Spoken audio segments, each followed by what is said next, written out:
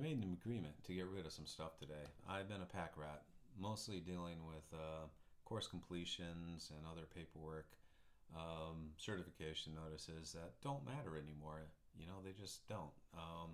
So let's just start it off with my HSK certifications, which are elementary Mandarin. In my case, anyway, it was only HSK 1 and 2, which means I basically was in classes.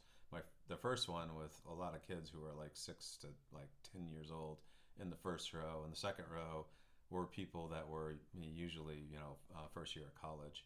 So I have disc, but the funny thing is I never use these, and I don't even know where they came from. But I'll never use them now. I mean, it just makes no sense to study with CD-ROMs these days. The world has moved on. If you're not studying while like viewing like both the pinyin, the Hansa, and basically seeing it and being able to replay it on YouTube or some other you know medium like that, then you're just wasting your time. I mean, this is not the way to learn quickly and efficiently. Um, Maybe I could play them in my car as I go someplace, but I've been working remotely for 7 years, and I could always, you know, um, plug in a USB or just play things off my phone. So this is just gonna go. It would be a waste of time if I actually use them at this point. There's so many other resources, and I've used some of them. And one more. And while we're in that mode, I don't even know what this goes to anymore. It's a Samsung, which means it's a monitor, and my last Samsung monitor I think I got rid of years and years ago. So yeah, I'm one of those. Does anyone else still have DVD-Rs? Because I don't. I literally can't burn these anywhere, and they're about 10 years old. And if I actually needed to save something, I definitely wouldn't use a 10-year-old medium if it was something I needed to save. There's just too many other places to save things, and I do. So I'm just going to get rid of this too. Now on to papers. So once upon a time, I was a National Registry of Radiation Protection Technologist guy. It's just a test. It was worth a lot of credits for Thomas Edison State College. It allowed me to basically say I was qualified enough to act as a health physics worker at my commercial nuclear power plant. So basically, I took the same class that all the HPs took, and I was one of, well, not everyone passed the test. It was kind of funny being in chemistry and passing the test, and most of the other HPs would pass the test.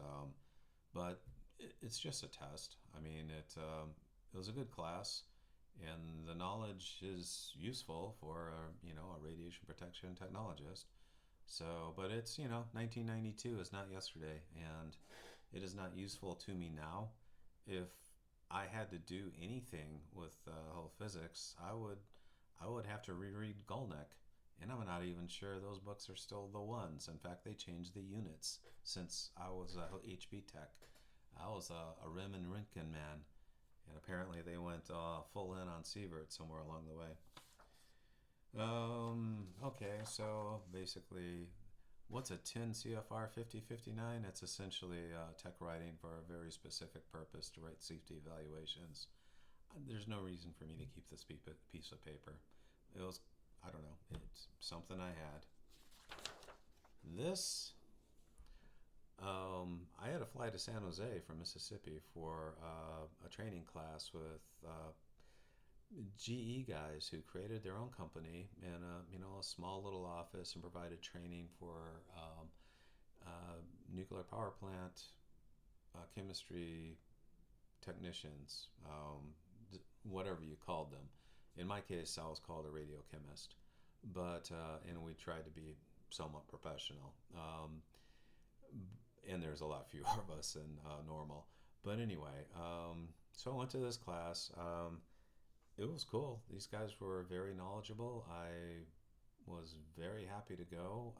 I lived near San Jose at one point in my life, so it was good to go back after the mess of my teens and early 20s of being in El Paso, of being in Mississippi, and being in the Navy. It was like going to San Jose was awesome at that time.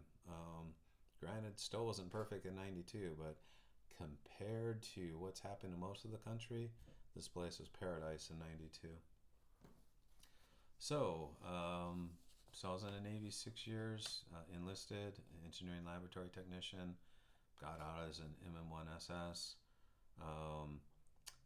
I essentially thought I needed a degree to do anything. In fact, they would actually ping us on our evals, which is like, our evals? Is this the Navy thing? No, this is out in commercial nuclear power land. 90s management style, which was just special. Can't talk much about it, literally. So anyway, I had to take a few CLEPs because my degree took, well, I needed CLEPs, I needed life experience, I needed the classes I took before, and a few correspondence classes. Anyway, the CLEPs were calculus with elementary functions, introduction to management and college composition, general psychology, and general chemistry. So that's 5 CLEPs, 4 forms. Basically read a book and take a test later, and I don't feel like I missed anything by reading on these subjects in this way. I don't know, maybe some grammar checks weren't done along the way, but I mean, seriously, yes, I mean, the books that were preparatories for the CLEPs at this time, maybe not directly, but they're generally about 300 or 400 pages of medium-sized print that were well written, gave an overview, didn't actually go into the subject. But at the end of the day, how much do you actually remember from a lot of these classes anyway? And I would say probably not much. So this was fun, but not that much fun. I remember for calculus with elementary functions, when I was studying for that, I had a Shams guide, and for some reason I remember doing laundry in the laundromat more than once with the Shams guide, being flexed open and just basically going through problems until I felt confident enough to actually take the CLEP. Weird days, weird days. I was in Vicksburg, Mississippi. So eventually I got that Bachelor's of Science in Applied Science and Technology and Radiation Protection, and then I wanted to go forward, and I took 15 hours of calculus, no lie, from University of Wisconsin. That is on another piece of paper, which I'm not getting rid of, but I went ahead and took the GRE after that.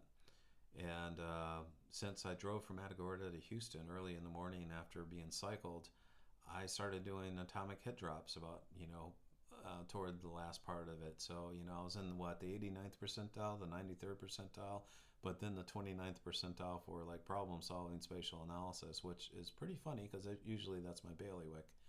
But atomic head drops, and I was going to take this again, but the class, well, actually the degree I wanted was Georgia Tech had a health physics degree, and I thought I'd be able to take it, but as because basically they presented the classes on VHS tapes, but you still had to go there quite often, there or wherever Georgia Tech was, and take the midterms, take the finals, and a few other labs, and there's just no way. I mean, it was not possible.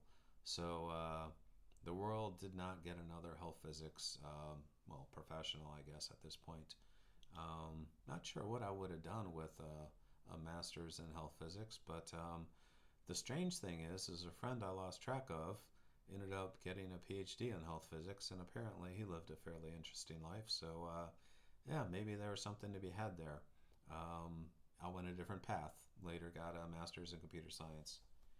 So about the computer science thing, once upon a time, in about 1995, I started with Linux, and I didn't really let go, and I learned a lot about, learned quite a bit of C, C++, Tickle, Perl, Python, Bash, and a lot of Linux. I actually, and some FreeBSD. In fact, I had 2 classes in FreeBSD from one of the guys at the Computer Science Research Group. They're essentially 2 semester length classes, and they were pretty awesome for Unix OS internals, and then the code walkthrough of FreeBSD. Anyway, so I was kind of one of those, not the first, but I was in that wave of people who was teaching themselves a lot of computer science. And so when I took I had an interview at my plant, the Texas plant. I eventually got picked up as an Oracle developer because they used Oracle for everything, it seemed. So when they send you to school and you're in the nuclear power plant, they do not mess around. So let me see, data modeling and relational database design. Here you go. Develop PL SQL program units. There you go. Advanced PL SQL. There you go. Oracle developer. Build forms 1. There you go. Build forms 2. Here you go. Oracle designer 6i. Forms design generation. Here you go. Oracle reports developer. Build internet reports. Oracle designer first class and Oracle designer 6i server design and generation. So it was kind of weird starting with Linux, learning C, a little C++, and like I said, some other script languages. And then all of a sudden, here's Oracle, like full force. And the only database I worked with before this, well, actually, that's not true. There's two. There's MySQL and PostgreSQL. And I had actually downloaded Linux, Oracle 8i had a Linux version. I downloaded that. It was 180 megabytes. And I realized people, right now would be like, oh, that's nothing. That actually took all weekend to download in pieces.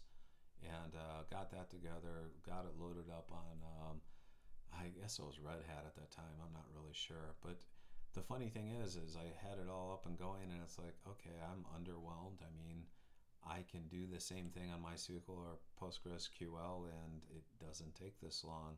And granted, there's a lot more to Oracle than I was aware of.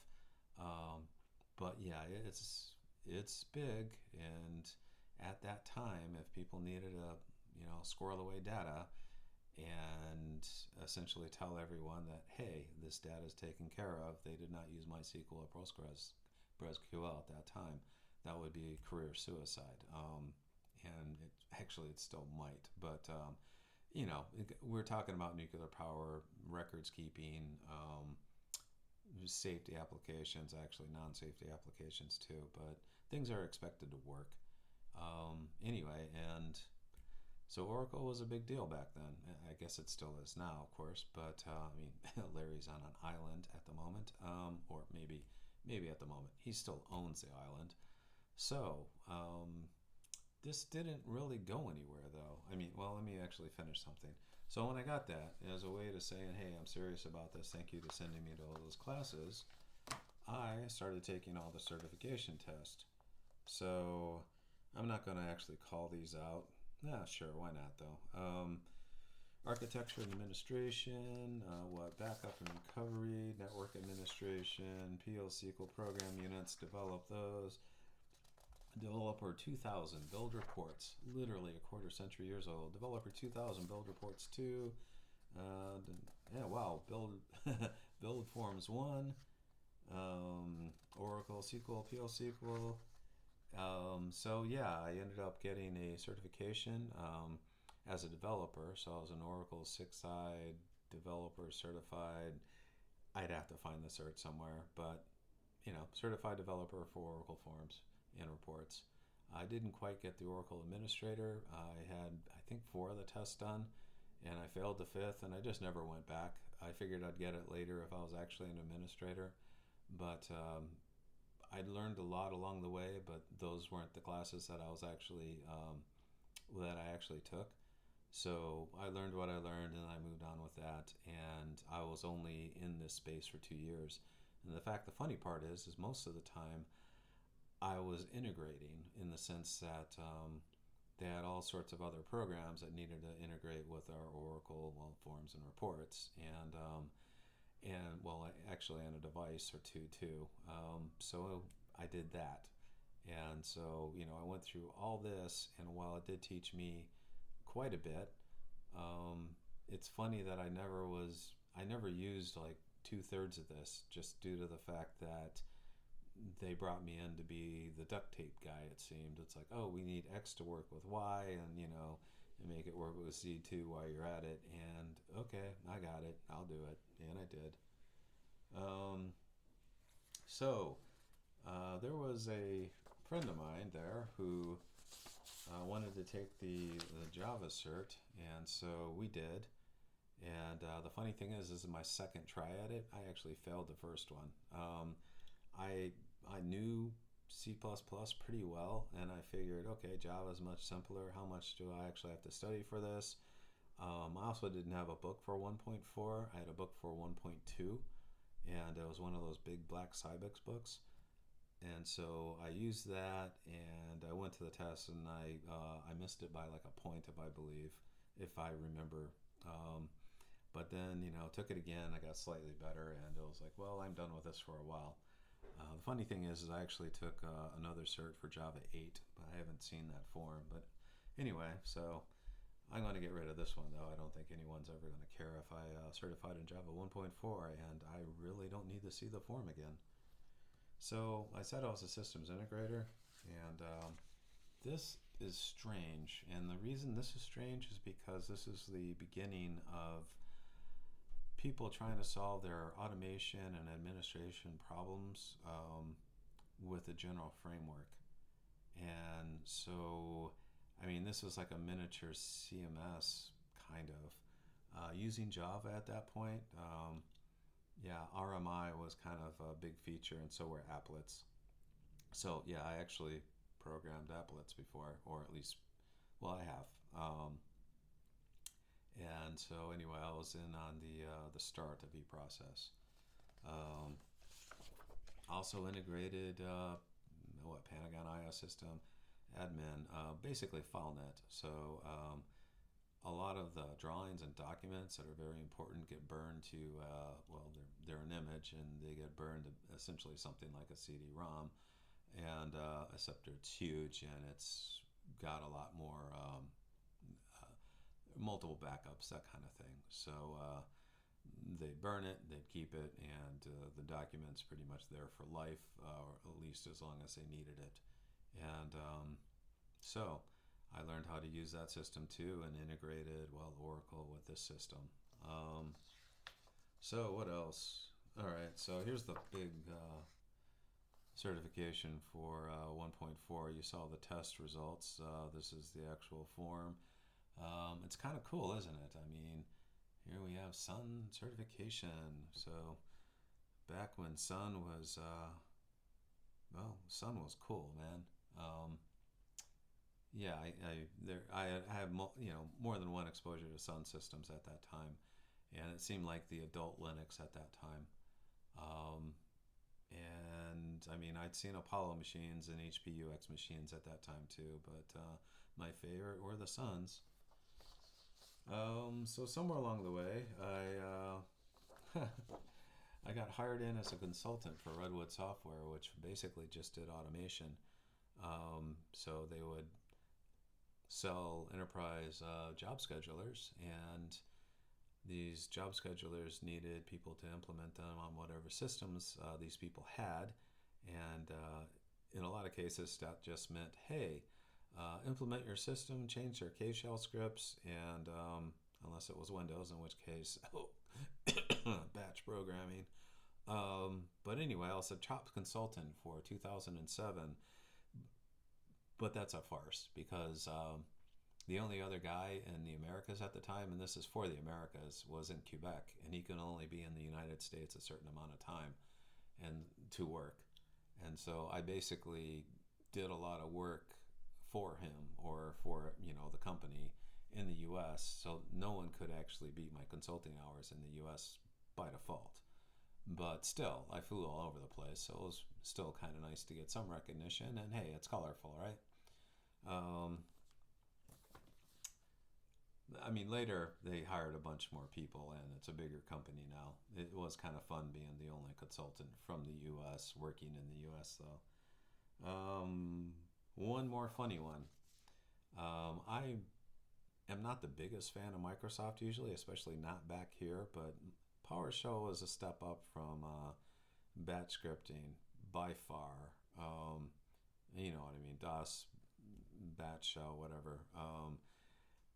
it it left a lot to be desired. So this whole PowerShell thing allowed us to use some functionality, and I think the coolest thing I did was alphabetize an old legacy system of an old legacy payroll system to alphabetize the checks, so the checks could be given out at whatever place people were at, and sometimes there are hundreds of checks at each facility.